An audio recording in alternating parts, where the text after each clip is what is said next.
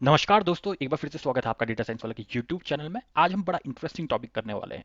देखिए, आप बिगिनर्स हैं, आपके लिए ये टॉपिक बहुत ही ज़्यादा इंपॉर्टेंट होने वाला है, तो इसको बहुत ज़रूरी से और ध्यान से एकाग्र होके सुनिएगा। तो आज हम बात करने वाले हैं लूप्स के बारे में। लूप्स का मतलब क्या होता है? लूप बेसिकली कोई एक ऐसी एक्टिविटी है जो हमें बार बार दोहरानी पड़ती है। जैसे कि मुझे याद है कि हमारे बचपन में क्या होता था, जब हमें हमें टीचर पनिशमेंट देता था, तो वो क्या करता था कि वो एक लाइन को लिखता था और वो कहता था कि इस लाइन को आपको 100 बार कॉपी में लिखना है। तो एक क्या है, जब हम लाइन को 100 बार लिख रहे हैं तो हम क्या कर रहे हैं, रिपीटेटिव टास्क कर रहे हैं। जैसे कि अगर मैं आपको बताऊं कि मुझे प्रिंट कराना है डेटा साइंस वाला, इसको मेरे को प्रिंट कराना है। देखिए, वैसे तो मैं नॉर्मली बड़े इजीली इसको प्रिंट करा सकता हूँ, ठीक है, ये कोई बड़ी बात नहीं है, डेटा साइंस वाला प्रिंट हो जाएगा। लेकिन अगर मुझे इसको 2 बार प्रिंट कराना है तो हम बेसिकली क्या करेंगे कि इसी को मैं कॉपी करूंगा, या तो मैं लिख भी सकता हूँ फिर से, लेकिन मैं आलसी हूँ तो लिखूंगा नहीं। तो ये मैं 2 बार इसको प्रिंट करा दूंगा। उसी तरह यदि मेरे को 4 बार कराना हो, ठीक है, मैं ऐसे करके कॉपी पेस्ट करके 4 बार प्रिंट करा दूंगा। बट लेट्स से मुझे ये चीज 100 बार करनी है, तो 100 बार 12 बार रिपीटेटिव ही टास्क करना है। तो ये थोड़ा सा एक डिफिकल्ट प्रोसेस हो सकता है। तो जो डेवलपर्स है उन्होंने लूप्स की मदद ली। लूप्स में हम कोई भी रिपीटेटिव टास्क करते हैं, उसको इजीली हम हैंडल कर सकते हैं। बेसिकली हमारे पास पाइथन में 2 लूप्स होते हैं, एक होता है फॉर लूप और दूसरा होता है वाइल लूप। आज हम बात करने वाले हैं वाइल लूप के बारे में। तो आइए शुरू करते हैं। मान लीजिएगा मेरा यही टास्क है कि मुझे ये जो डेटा साइंस वाला है इसको लेट्स से 5 बार या 5 बार मेरे को इसको प्रिंट कराना है। तो वाइल लूप के लिए हमारे पास एक कीवर्ड रिजर्व है जिसको हम वाइल कहते हैं। ये कीवर्ड रिजर्व है। उसके बाद हम स्पेस देंगे। स्पेस के बाद हम कंडीशन लिखेंगे कि किस कंडीशन के बेसिस पे हम ये लूप चलाना चाह रहे हैं। तो वाइल एक ऐसा लूप है जो कि तब तक रन करेगा जब तक हमारी कंडीशन फॉल्स ना हो जाए। तो हमारी जब तक कंडीशन गलत नहीं होगी तब तक वाइल लूप रन करता रहेगा। तो मान लीजिएगा कि मैं इसमें कंडीशन देता हूं, उसके लिए सबसे पहले मैं एक वैल्यू दे देता हूं। मान लीजिएगा मैं आई को वैल्यू दे रहा हूं 1। ठीक। मैं कह रहा हूं कि जब तक मेरी कंडीशन जो है वो गलत ना हो, जबकि मेरे को जो प्रिंट करवाना है वो 5 बार करवाना है। तो जब तक आई मेरा छोटा या फिर बराबर हो 5 के, तब तक मेरा ये लूप चले और उस लूप के अंदर मुझे प्रिंट कराना है। अब जैसे ही मैं एंटर करूंगा तो आप देखेंगे यहाँ पे इंडेंटेशन ऑलरेडी हो रही है। यानी कि इंडेंटेशन का मतलब है कि इसके अंदर जो आप लिखोगे वो एज अ बॉडी बनेगा वाइल लूप की। जैसे इंडेंटेशन मैंने आपको पिछले लेक्चर में भी बताया था क्या होता है। तो मैं यहाँ पे प्रिंट डेटा साइंस वाला लिख देता हूँ। अगर मैं इस कंडीशन को यहाँ पे रन करूँ, ठीक, तो एक बार देख लेते हैं क्या आउटपुट आता है। तो ये देखिएगा, ये लगातार हमारा जो डेटा साइंस वाला है प्रिंट ही कराता जा रहा है। तो ये इनफाइनाइट तक जा रहा है, अनंत तक जा रहा है। क्यों? क्योंकि यहाँ पे हमने कंडीशन लगा दी, कंडीशन स्टेटमेंट लगा दी, लेकिन हमने ये नहीं बताया इसको कि भैया जो आपका लूप होगा वो खत्म कहाँ होगा। तो इसके लिए हमें लूप को कंडीशन से बाहर आने के लिए कोई वजह देनी पड़ती है। तो बेसिकली ये इंक्रीमेंट या डिक्रीमेंट हमें कराना पड़ता है लूप के अंदर। जो कंडीशन है वो कभी तो कभी फॉल्स होगी, इसके लिए हम इंक्रीमेंट या डिक्रीमेंट का प्रयोग करते हैं। तो मैं क्या कह रहा हूँ कि मैं कह रहा हूँ कि जितनी भी बार मेरा आई होगा, क्योंकि इनिशियली क्या है, इसको आई की वैल्यू 1 मिली, तो ये हमेशा 1 ही रहेगी और 1 हमेशा छोटा ही रहेगा 5 से। तो ये हमेशा इनफाइनाइट लूप में चल रहा है, ठीक है। तो यहाँ पे हम फंस सकते हैं। तो मैं यदि इसको ऐसा कर दूं कि हर बार जो 1 आए, हर बार जब आई आए तो आप आई की वैल्यू को एक एक बार बढ़ा दीजिएगा। अब मैं उसके बाद इसको रन करता हूँ। पहले मुझे इसको अब किल ही करना पड़ेगा क्योंकि ये इनफाइनाइट लूप में फंस चुका है। अब मैं दोबारा इसको रन करता हूँ। तो देखिएगा मेरे को टोटल 5 बार डेटा साइंस वाला प्रिंट होके मिल गया है। तो यहाँ से हमने समझा कि हमारा यहाँ पे हमने कंडीशन लगाई है, दूसरे में हमने अपनी स्टेटमेंट दी है, और तीसरे में हमने इंक्रीमेंट या फिर डिक्रीमेंट करते हैं, ठीक है। तो बेसिकली ये फॉर्मेट होता है वाइल लूप का। देखिए, इस एग्जांपल को हम इस तरीके से भी समझ सकते हैं कि हमारे इंक्रीमेंट और डिक्रीमेंट का क्या काम है। जब भी मैंने आपसे बोला कि डेटा साइंस वाला आपको 5 बार प्रिंट करवाना है या कुछ और प्रिंट करवाना है, तो आपने अपने दिमाग के अंदर काउंट किया, ठीक है, कि डेटा साइंस वाला, ठीक है, सबसे पहले डेटा साइंस वाला। तो अगर मैं इसको एक बार रन और डिबग करके आपको दोनों चीज़ें साथ साथ दिखाता हूँ, क्योंकि बेसिकली क्या, प्रोग्रामिंग भी वही है जो ह्यूमन माइंड कर रहा है। तो ह्यूमन माइंड का रेप्लिका ही है प्रोग्रामिंग। तो देखिए, सबसे पहला मेरा आई है 1, तो मैंने कहा कि जब पहला प्रिंट करूंगा, यहाँ पे आप देखेंगे पहली बार प्रिंट होगा डेटा साइंस वाला। तो पहली बार प्रिंट करा दिया तो मैंने काउंट किया डेटा साइंस वाला, ठीक है। उसके बाद मैं गया दूसरा, डेटा साइंस वाला, फिर मैं तीसरा डेटा साइंस वाला, फिर डेटा साइंस वाला, डेटा साइंस वाला। तो इस तरह से मैंने 5 बार प्रिंट कर दिया डेटा साइंस वाला को। अब डिक्रीमेंट भी यूज कर सकते हैं हम इसमें। जैसे मान लीजिएगा अगर मैं आई की वैल्यू 5 रखता हूँ और यहाँ पे आई लेस देन इक्वल टू 1 रखता हूँ और आई की वैल्यू को हर बार -1 डिक्रीमेंट कर देता हूँ, ठीक है, डिक्रीमेंट कर देता हूँ। और यहाँ पे जो कंडीशन होगी तो आई हमारा जो ग्रेटर या फिर इक्वल टू होना चाहिए 1 से, ये तो कंडीशन मैंने चेंज कर दिया है। अब मैं फिर से रन और डिबग करता हूँ और मैं आपको काउंट करके दिखाऊंगा कि किस हिसाब से हमारा ह्यूमन माइंड और हमारा लूप काम कर रहा है। ठीक है, तो लेट्स स्टार्ट। तो सबसे पहले हमारा जो आई की वैल्यू है, आप यहाँ ध्यान दीजिएगा, 5 है। ठीक है, फिर उसने प्रिंट किया एक बार डेटा साइंस वाला, फिर आई की वैल्यू क्या हुई, डिक्रीज हुई। अब जो आई की वैल्यू है 4 आ गई है, तो मैंने एक अपने उंगली कम कर ली है। अब 4 के बाद एक बार और कम की, 3, फिर 2, फिर 1, अब लास्ट में 1 भी खत्म हो जाएगा और 0। और यहाँ मेरा 5 बार डेटा साइंस वाला प्रिंट हो गया है। से कि मुझे कुछ ऐसा प्रिंट कराना है कि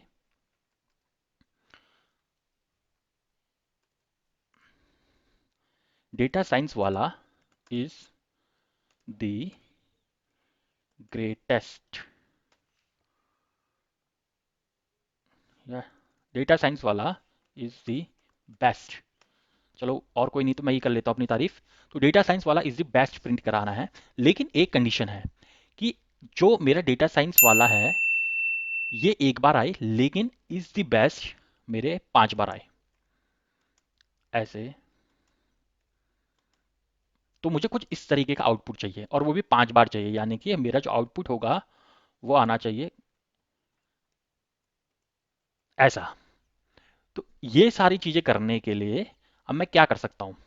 तो इतना तो मुझे पता है कि मेरा जो लूप होगा वहां से मैं या तो एक बार मैं ये सारी लाइनें लिख दूं, लेकिन मैं लूप की मदद से इसको अलग करूंगा, और जो मैं ये बार बार रिपीट कर रहा हूँ इज द बेस्ट, इसको अलग करूंगा, यानी कि मैं 2 लूप यहाँ पे चलाने वाला हूँ।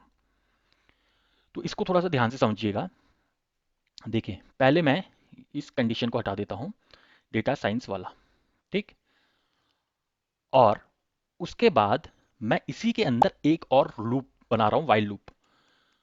वाइल लूप से पहले मैं एक वेरिएबल दे देता हूँ जिसकी वैल्यू को भी मैं 1 देता हूँ। अब मैं वाइल का यूज कर रहा हूँ। While same condition j is less than equal to 5, और उसके बाद में प्रिंट कराऊंगा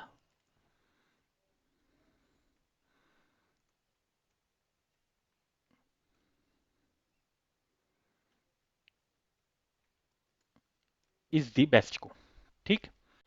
मुझे j की वैल्यू को भी एडजस्ट कराना पड़ेगा ताकि मैं इनफाइनाइट लूप में ना फंस जाऊं। तो मैं उसको लिखूंगा j प्लस इक्वल टू 1। याद रखिएगा ये दोनों एक ही तरीके का काम कर रहे हैं, ये भी और ये भी। ये मैंने आपको अपने पिछले लेक्चर्स में बता रखा है कि दोनों का मतलब सेम होता है। और उसके बाद हमारा इतना कोड खत्म हो गया। अब देखते हैं कि हमें इस तरीके का क्या आउटपुट मिलेगा या नहीं मिलेगा। मैं इसको कमेंट आउट कर देता हूँ। तो सबसे पहले मैं इसको डायरेक्टली रन करता हूँ और देखता हूँ क्या आउटपुट आ रहा है। तो देखिएगा यहाँ पे जो आउटपुट आ रहा है इसमें डेटा साइंस तो ठीक है, एक बार ये हुआ। लेकिन is the best, is the best, is the best ये 5 बार आया, ये भी ठीक है। लेकिन ये सब पहली बार तो एक लाइन पे नहीं आए। दूसरी बात ये है कि ये सिर्फ एक ही बार मेरे को आउटपुट मिला। तो यहाँ पे कोई ना कोई दिक्कत हो रही है। अब दिक्कत का पता लगाने के लिए कैसे क्या करेंगे हम यहाँ पे ब्रेक पॉइंट सेट कर देते हैं ताकि हम डीबग करके हम प्रॉपरली पता लगाएं। देखिए मैं बार बार डीबगिंग इस वजह से करता हूं ताकि आपको पता चले कि डीबगिंग कैसे होती है और आप एक बेहतर कोडर बन पाए। तो हमारा डीबगर स्टार्ट हो चुका है। इसको थोड़ा सा बड़ा बना देता हूँ। Let's start. हमारे इनिशियली आई की वैल्यू 1 है। गुड, उसने प्रिंट कराएगा वो DSW, ये प्रिंट आ गया। उसके बाद जे, उसके बाद आई की वैल्यू 2 हो जाती है। यहाँ पे पहुंचने के बाद आई की वैल्यू 2 हो जाती है। अब हमारे पास एक जे की वैल्यू 1 नया यहाँ पे हमें प्रोवाइड हुआ है। ये वाइल में चला, जे वाले लूप में, फिर ये वाई की वैल्यू को इंक्रीमेंट कर रहा है और इज द बेस्ट प्रिंट कराता जा रहा है, ठीक है। अब जे की वैल्यू 6 हो जाएगी तो ये ब्रेक होके ऊपर वाले लूप में इसको जाना चाहिए। अब यहाँ पे आई की वैल्यू हमारे पास 2 है, कंडीशन तो हमारी सही है। फिर ये डी एस डब्ल्यू प्रिंट कर रहा है, फिर ये इज द बेस्ट, ये सारी चीज़ें प्रिंट कर रहा है। ठीक है, तो हमारा देखिए, हमारा सारी चीज़ें सही चल रही हैं, लेकिन हमारा जो डीएसडब्ल्यू के बाद गैप है ना, इसको हमें फुलफिल करना है। तो याद रखिएगा, जब भी मैं कोई चीज़ प्रिंट करा रहा हूँ तो अपने आप जो नेक्स्ट चीज़ प्रिंट होती है ना, जैसे यहाँ पे डीएसडब्ल्यू के बाद मैं करूँगा, वो नेक्स्ट लाइन पे चले जा रही है। देखिए इज द बेस्ट अपने आप ही नेक्स्ट लाइन पे चली जा रही है। तो यदि मैं आपको एक प्रिंट स्टेटमेंट लिख के दिखाऊं, तो यहाँ पे देखिएगा बाय डिफॉल्ट अगर हमने उसका एंड एंड में स्ट्रिंग नहीं दी, यानी कि उसको जब एंड कर रहा है ना प्रिंट के बाद, जब एक प्रिंट स्टेटमेंट खत्म हो जाता है, तो बाय डिफॉल्ट अगर हम कुछ नहीं प्रोवाइड करते एंड में, तो वो उसको नेक्स्ट लाइन मान के चलता है। इसका क्या मतलब हुआ कि जब भी वो ये प्रिंट कर रहा है, उसके बाद वो एक नेक्स्ट लाइन अपने आप भेज दे रहा है। तो इसको, इससे बचने के लिए मैं लिखता हूं and equals to simple double space. ठीक है, यानी कि अब ये क्या करेगा, ये नेक्स्ट लाइन नहीं भेजेगा। उसी तरह से मैं इसमें भी कर देता हूं एंड इक्वल्स टू दिस, यानी कि अब ये भी नेक्स्ट लाइन पे नहीं भेजेगा। अब एक बार फिर से चेक करके देखते हैं कि ये काम कर रहा है या नहीं कर रहा। तो देखिएगा इसने काम किया है, लेकिन एक तो डी एस डब्ल्यू के बाद स्पेस नहीं आया, और ये इससे सारी चीज़ें ना एक ही लाइन में जिब्रिश मेरे को बना के दे दिया है। तो जिब्रिश बना के क्यों दिया है, क्योंकि हमने डेटा साइंस वाला के बाद जो स्पेस था, यदि यहाँ पे आप देखोगे स्पेस है, इसको मैंने इंक्लूड नहीं किया। तो या तो मैं इसके आगे स्पेस दे दूँ या इसके पीछे दे दूँ। तो मैं इसको इसके पीछे स्पेस दे देता हूँ और इसके भी पीछे स्पेस दे देता हूँ। अभी एक बार रन करके देखते हैं।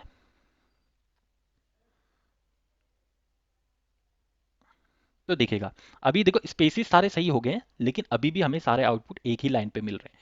तो इससे बचने के लिए, क्योंकि जब भी मेरा एक बार लूप पूरा हो रहा है, एक बार ये सारी चीज़ें प्रिंट हो जा रही हैं, तो उसके बाद मेरे को एक प्रिंट लगाना पड़ेगा। या तो मैं एम्प्टी रख सकता हूँ, एम्प्टी में क्योंकि अगर कुछ नहीं दे रखा तो नेक्स्ट लाइन प्रिंट ही करेगा, या फिर मैं प्रिंट के अंदर end equals to backslash n दे सकता हूँ। तो वैसे भी कोई फर्क नहीं पड़ता। तो मैं ये जो प्रिंट स्टेटमेंट है, इसको मैं दोबारा लिख देता हूँ, और मैं चाह रहा हूँ कि जब ये वाला लूप एक बार चल जाए, तो उसके बाद मेरा प्रिंट हो जाए एक स्पेस, यानी कि बैक स्लैश एन अपना प्रिंट हो जाए। अब अगर हम रन करेंगे तो फाइनली हमें एग्जैक्ट वैसा ही आउटपुट मिलेगा जैसा हम चाह रहे थे। ये देख सकते हैं आप, डेटा साइंस वाला is the best, is the best, is the best, is the best, is the best. तो आशा करता हूँ आपको ये वीडियो मेरी समझ में आई होगी। बेसिकली इसमें कुछ ही चीज़ों का ध्यान रखने की ज़रूरत है कि वाइल की एक कंडीशन होती है, जब तक वो कंडीशन फॉल्स नहीं होती तब तक वाइल लूप चलता ही रहेगा, और हो सकता है आप एक इन्फाइनाइट ग्लिच में फंस जाए। तो इसकी वजह से हमें एक इंक्रीमेंट और डिक्रीमेंट लगाना पड़ता है जब भी हम वाइल लूप के अंदर होते हैं, और उसके अलावा हमें एक स्टेटमेंट प्रोवाइड करनी होती है। तो ये बेसिक फॉर्मेट है। आशा करता हूँ आपको मेरी वीडियो पसंद आई होगी। यदि पसंद आई तो लाइक शेयर और सब्सक्राइब जरूर कीजिएगा। डेटा साइंस वालों को अपना कीमती समय देने के लिए बहुत बहुत धन्यवाद।